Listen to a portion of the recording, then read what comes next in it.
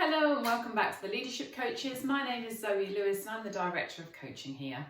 So today I'd like to take you through a model that is designed by Daniel Goleman, and it's an excellent model based on his book which is Primal Leadership. I strongly encourage you to go and get it. An excellent book and also available on audio. So in his book he talks about using different leadership styles to affect different results. There are 4 primary leadership styles that he recommends that create resonance, which means that people really truly connect. And then there are 2 dissonant styles, which means that people tend to disconnect. May be useful for a short period of time, which we'll talk about in a moment. So there are 6 different leadership styles, and I'm going to take you through each of them. So the first one that he talks about is visionary. And it does what it says on the tin. It's about creating a vision and a common purpose, and it is really important in leadership, especially during the current climate. So as I'm recording this, we're in the pandemic, COVID-19, just coming out of it. And so we could start to see how the value of visionary would pull people together. This is our vision, this is where we're heading, this is our purpose. So it's got a lot of value. So the next style is the coaching style. And this style is really useful in order to help to connect the people with the purpose. It's really good for releasing potential talent and helping people tap into unknown potential. So a coaching style of encouraging and bringing people along also creates resonance. The third style then is the affiliative style, which really creates harmony and bringing people together. It's especially useful when there are challenges, where there have been rifts in the team, where the team have been through a particularly stressful time. The fourth style is democratic, and this is about bringing people together to get their input into how things could be done differently. It's really great for, again, tapping into ideas that people have got within the organisation and releasing potential to help make decisions. Then we'll move on to the dissonant ones. Now, the dissonant ones are not there because they're no good at all. They do sometimes serve a purpose, but they have to be used very cautiously and only usually for a short period of time.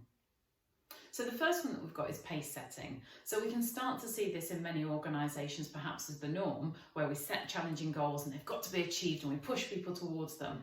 And as I say, it's okay for a short period of time or with good rest breaks in between and very carefully led by a leader who uses a mix of the other styles as well.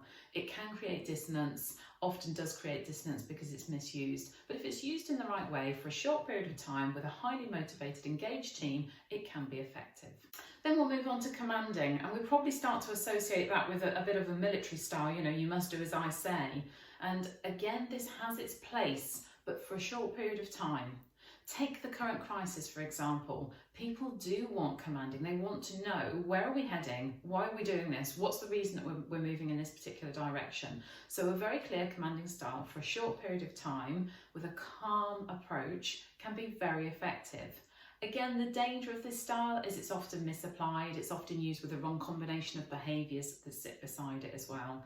So if it's used for a short period of time and it's used for right effects, sometimes people do want to be told, this is where we're going, this is how we're doing it, and this is your role in it. So it can be effective, but again, you need to think about how you use that.